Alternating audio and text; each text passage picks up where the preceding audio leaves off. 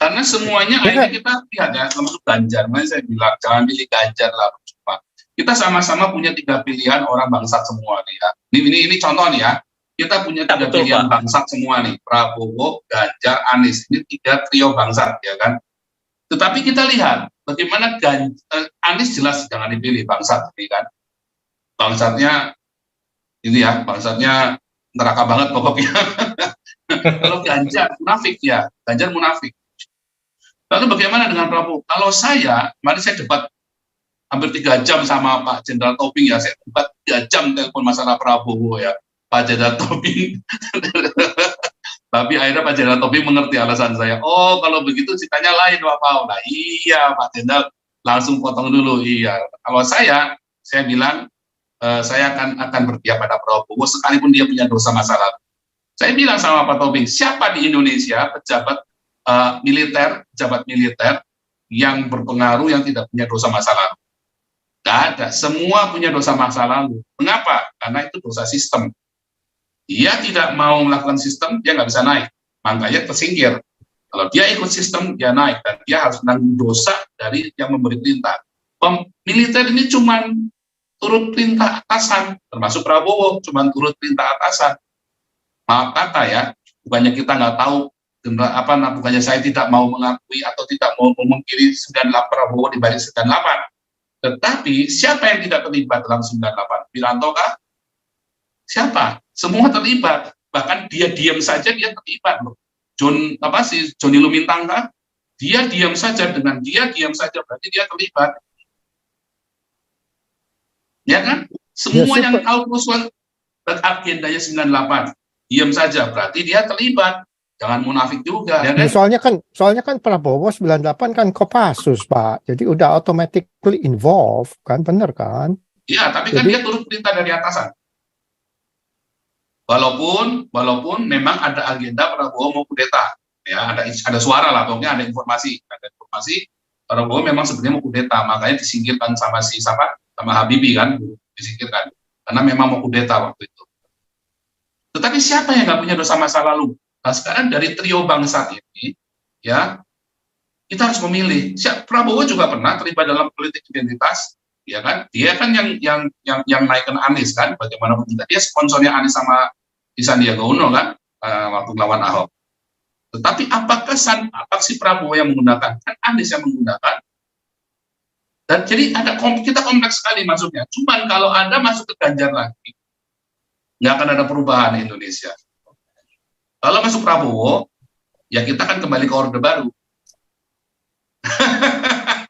Jadi gini Pak Paul, kalau saya melihat Pak, andai kan saya terus terang ya, ini lagi polemik di Indonesia ini. Orang calon presiden yang paling difavoritkan itu cuma dianggap petugas partai Pak. Gitu.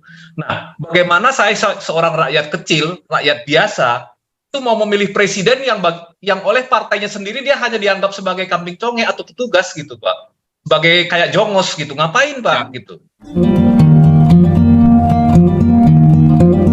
Ini konfirmasi aja Pak Paul.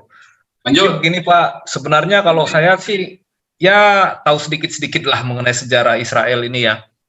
Ini ingat saya ketika Inggris membagi 2 wilayah itu dengan ya mungkin dengan PBB pada waktu itu ya, di tahun 1948 ada resolusi untuk membagi wilayah itu, sebagian diberikan kepada yang sekarang ini keturunan Yahudi yang membentuk negara Israel, sebagian lagi diberikan kepada keturunan Arab. Tetapi pada waktu itu Israel menerima resolusi PBB tersebut, tapi negara-negara Arab itu menolaknya. Kemudian kelima negara Arab itu menyerang negara Israel. Kemudian ketika mereka menyerang negara Israel, mereka menyuruh penduduk yang warga Arab yang ada di wilayah yang dibagi itu ada dalam wilayah orang Yahudi untuk segera menyingkir. Kenapa? Agar lebih mudah bagi mereka itu membantai orang Yahudi gitu pada waktu itu. Tetapi pada perang tahun 1948 tanpa disangka-sangka akhirnya Israel malah menang gitu ya. Malah luas wilayahnya bertambah. Nah, pada satu sisi ketika Arabnya menolak, Israelnya menerima, kemudian terjadi perang, akhirnya Israel dapat wilayah lebih banyak. Nah, itu salah siapa ya? Salah orang-orang Arabnya sebenarnya. Salah orang Arabnya, betul. Iya, kenapa tidak menerima resolusi yang ditentukan oleh PBB gitu? Jangan sekarang mereka minta itu supaya kembali ke garis batas tahun berapa? Tahun 48 itu loh. Kenapa waktu itu Arab tidak mau menerima yang kelima negara ini, dan mereka sengaja memang mau meniadakan keberadaan bangsa Yahudi di wilayah itu atau bangsa Israel di wilayah itu, Pak Paul gitu. Itu akar permasalahannya sebetulnya. Jadi secara historis ya memang tidak pernah ada yang namanya yang bangsa Palestina sekarang. Bangsa Palestina sekarang itu bukan berarti bangsa Filistin yang ada di Alkitab, bahasanya juga nggak ada kan. Bangsa Filistin itu kan keturunan Yunani sebenarnya, dan itu sudah musnah etnis itu gitu. Jadi yang sekarang itu yang ada di situ tuh ya seperti yang Pastor Paul katakan tadi, orang Turki, orang Yordan, orang Mesir, orang Libanon, orang Arab, yang bangsa campuran juga sebetulnya Pak Paul. Jadi sebetulnya kalau saya melihat, kalau mereka memang berpikir untuk kesejahteraan bangsa Palestina, bukan itu sebenarnya tujuan akhirnya Pak, bukan untuk membentuk suatu bangsa Palestina yang merdeka. Yang mereka mau itu sebenarnya adalah eksistensi Israel atau eksistensi Yahudi musnah dari muka bumi ini. Sebenarnya itu Pak Paul. Iya, betul. Itu sebenarnya bukan, jadi isu yang dibawa ke dunia internasional puluhan tahun itu bukanlah untuk bagaimana menciptakan kesejahteraan, dia bisa hidup bersama koeksistensi dengan orang Yahudi di satu tanah yang ini ya, yang sama-sama memiliki hak dan kebebasan dan kemerdekaan yang sama. Tetapi bagaimana isu ini sebagai proksi yang tadi Pak Paul katakan, proksinya dari sebelah itu untuk memusnahkan Israel, memusnahkan orang Yahudi dari muka bumi ini. Itu sebenarnya Pak. Jadi kuncinya simple sebetulnya. Mereka bukan berjuang untuk kemerdekaan, tetapi bagaimana supaya Yahudi itu musnah. Kalau bisa Yahudi itu diusir ke laut gitu, atau disuruh kembali ke Eropa. Itu sebenarnya Pak. Jadi kalau dikatakan bahwa Palestina tidak merdeka loh, jadi tahun 1988 itu apa gitu? Sudah punya kursi di PBB juga, tapi mereka tetap menuntut kemerdekaan lah. Kemerdekaan dari mana? Apakah kemerdekaan orang Palestina itu harus disertai dengan musnahnya Israel? Kan itu yang jadi pertanyaannya, Pastor Paul. Silakan Pastor Paul. Raja Uti, saya tambahin dikit ya. Itu silakan, kan mereka kan udah ada agreement ini two state solution. Nah, masih mereka tetap gak terima kan? Israel itu diserang-serang. Si Buya Syakur aja bilang Israel ini dikelilingi nama negara-negara Arab, tapi nggak pernah menang. Jadi sekarang gimana? Negara-negara Arab ya, kalau kita lihat sekarang ya, mereka meninggalkan Palestina, Pak. Mereka berbalik buka hubungan dengan Israel. Jadi Palestina ini belakangan ini pelan-pelan ditinggalkan oleh negara-negara Arab. Soalnya negara-negara Arab ini udah realize, udah buka mata. Ini orang Palestina ini bukannya minta kebebasan yang tadi Pak Raja Uti bilang, mereka cuma tujuannya ini cari kacau supaya Israel ini dibenci seorang seluruh dunia, dipush seperti orang pemerintah si Ayatollah ini bilang katanya kita mau push Israel ke laut, mau memusnahkan Israel. Itu tujuan mereka. Ya kan, tapi kalau solusi two state nation itu kan udah disetujui dari zamannya si Yasser Arafat. Jadi memang benar yang Raja Uti tadi bilang, benar, tujuannya mereka ini cuma mau koar-koar doang, maunya Israel dimusnahkan, ya kan, bukan minta kebebasan. Makanya Indonesia ini blow on banget bilang katanya untuk mengurangi penjajahan. Siapa yang menjajah? Nggak ada yang dijajah. Ini udah two state solution, mereka semua udah merdeka hidup sendiri-sendiri kok, ya kan. Nah, ini saya sambung lagi di Pak Paul. Kelihatannya balik lagi ke Indonesia nih ya. Ini kelihatannya kita ini udah stuck karena ya mudah-mudahan dalam setahun ini masih ada lagi ya yang bermunculan. Kalau enggak ya kita stuck cuma tiga kepala ini. Nah, kalau saya lihat ini kita ini bahasa Perancisnya ini sami mawon ini tahun 24 ini setelah election. Ya kan ya, orang-orang itu lagi ya lu lagi gitu. Jadi posisi kita gimana nih Pak Po? Apa kita ini masih tetap koar-koar ini setelah 24? Soalnya kita udah tahu hasilnya nih, resultnya ya begini, sami mawon, nggak mungkin ada perubahan dalam hal penjajahan orang Arab, penjajahan Islam di Indonesia ini. Pak Paul gimana pendapatnya? Thank you. Nah itu dia. Jadi kita harus edukasi ke masyarakat bahwa sebetulnya mengapa pemerintah selalu menaikkan isu Palestina, mengapa pemerintah selalu bolak-balik tentang Palestina lagi. Sebetulnya bukan buat membela Palestina, sebetulnya juga bukan karena Soekarno juga, karena orang Indonesia goblok. Itu diangkat Palestina, diangkat isu agama, langsung bangkit. Oh, selama bloknya pemerintah masih bersama dengan Palestina, maka akan didukung oleh rakyat. Karena rakyat itu gampang sekali. Dan isu Palestina ini paling enak dibawa-bawa. Setiap tahun, setiap demonstrasi, setiap ada apapun di Indonesia, selalu bawa bendera Palestina. Betul? Mengapa? Karena itu memang paling gampang buat digoreng isu Palestina ini. Lawan Yahudi, lawan kafir. Nah, itu yang akan saya angkat tuh nanti di paper. Bagaimana Indonesia mengangkat isu Palestina untuk melawan Yahudi dan melawan orang-orang kafir Nasrani, kafir Yahudi dan kafir Nasrani, lalu dipakai untuk menang pemilu. Jadi kalau partai yang tidak mendukung Palestina, ya kan, PDIP saja yang ngaku-ngaku nasionalis saja, akhirnya apa? Isu Palestina lagi dibawa kadrun, ya kan? Tadi saya baru ditanya ya sama profesor saya Rabai Mika Ferry itu ya. Kita cerita, ya. Kita cerita bagaimana isu Palestina ini selalu dibawa. Bagaimana orang Indonesia ini benci banget sama Israel. Karena ini kafir. Nah, sedangkan bagaimana kenapa orang-orang Kristen 90%, saya nggak bilang semua. Karena kayak Muri Wali kan kelihatannya nggak cinta Israel. kayaknya saya nggak tahu kan. Dari semua ininya dia, apologetikanya dia kan replacement teologi banget kan. Tetapi bagaimana isu Palestina itu menjadi isu yang manis sekali untuk menarik perhatian massa, dan itu secara psikopolitik itu sangat ini sekali ya, sangat menjual, dan itu sangat berarti PDIP ini bersama dengan Islam. Nah, caranya halus, mau jadi kadrun tapi caranya halus PDIP itu, si Megawati itu. Jadi gini Pak Paul, ini ya gimana? Jadi pada akhirnya politisi di negara ini, baik yang nasionalis maupun yang tidak nasionalis, partai berbasis agama, itu akan jadi kadrun pada akhirnya, Pak. Cuma tinggal level kadrunnya aja. Semua gitu. akan menjadi kadrun pada akhirnya, betul. Semua akan jadi kadrun. Makanya terus terang bagi saya pribadi, itu jauh lebih sulit untuk menentukan pilihan, Pak, di 2024 ini. Karena kita udah tahu belakangnya masing-masing mereka-mereka ini, Pak. Karena semuanya akhirnya kita lihat ya, termasuk Ganjar. Makanya saya bilang, jangan pilih Ganjar lah, Pak. Kita sama-sama punya 3 pilihan orang bangsat semua nih ya. Ini contoh nih ya. Kita punya 3 pilihan bangsat semua nih, Prabowo, Ganjar, Anies. Ini 3 trio bangsat, ya kan? Tetapi kita lihat bagaimana Anies jelas jangan dipilih, bangsat, kan? Bangsatnya ini ya, bangsatnya neraka banget pokoknya. Kalau Ganjar munafik ya, Ganjar munafik.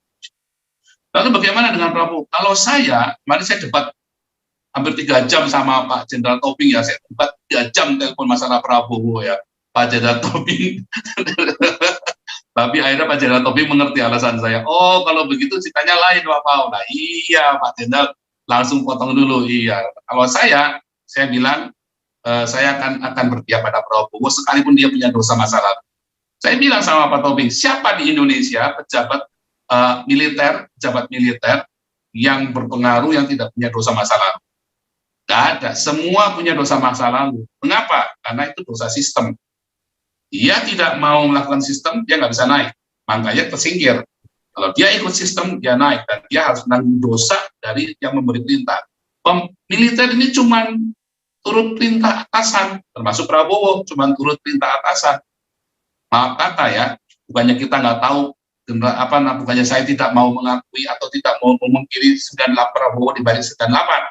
Tetapi siapa yang tidak terlibat dalam 98? Wiranto kah? Siapa? Semua terlibat. Bahkan dia diam saja dia terlibat loh. Joni Lumintang kah? Dia diam saja, dengan dia diam saja berarti dia terlibat. Ya kan? Semua yang tahu kerusuhan agendanya 98 diam saja berarti dia terlibat. Jangan munafik juga. Ya Ya, kan? soalnya kan Prabowo 98 kan Kopassus, Pak. Jadi udah automatically involved, kan bener kan? Iya, tapi kan Jadi dia turut perintah dari atasan. Walaupun memang ada agenda Prabowo mau kudeta. Ya, ada suara lah, pokoknya ada informasi. Prabowo memang sebenarnya mau kudeta, makanya disingkirkan sama Habibie kan, disingkirkan. Karena memang mau kudeta waktu itu. Tetapi siapa yang nggak punya dosa masa lalu? Nah, sekarang dari trio bangsa ini, ya, kita harus memilih.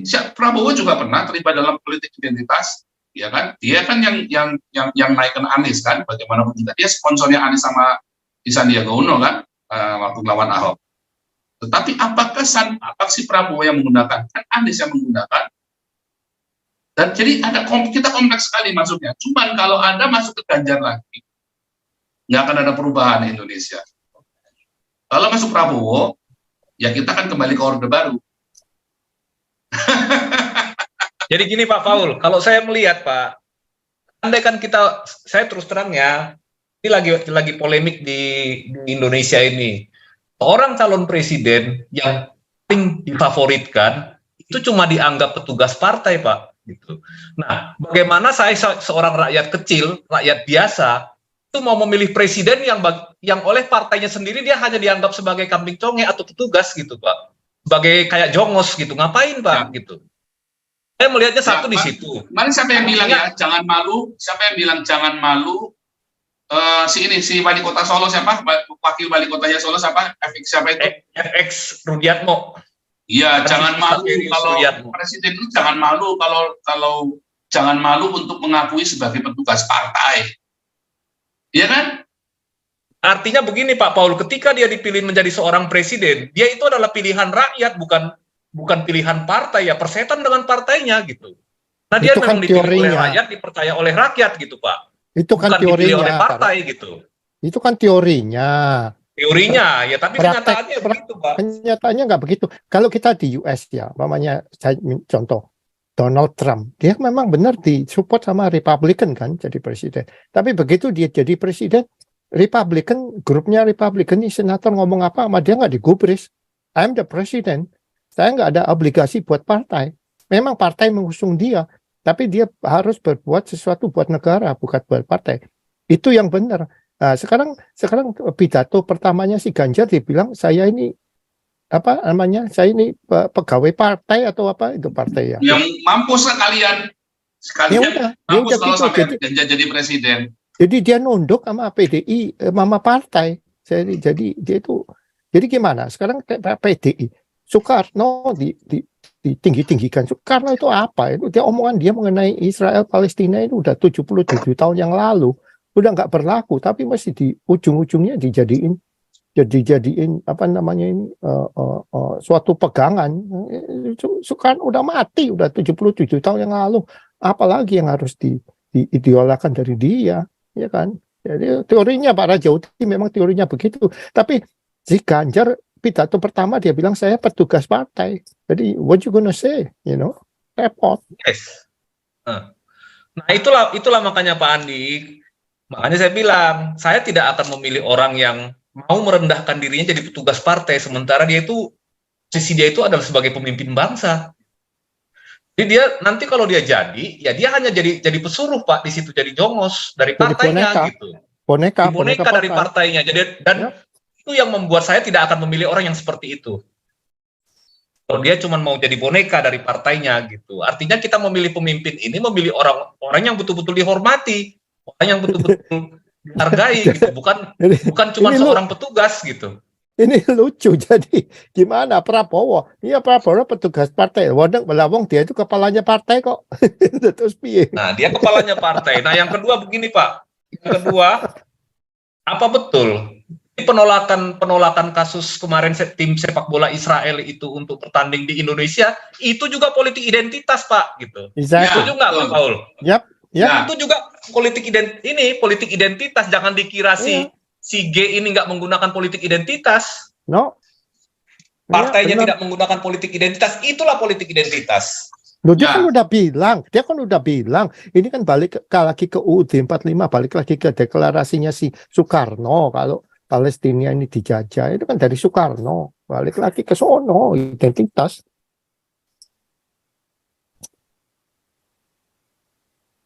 Nih, ini warta sesungguhnya nih, udah lama nih nggak nongol nih. Ayo silakan Pak Warta. Ya, Salam, selamat malam nih Pak Paul. Videonya buka dulu dong.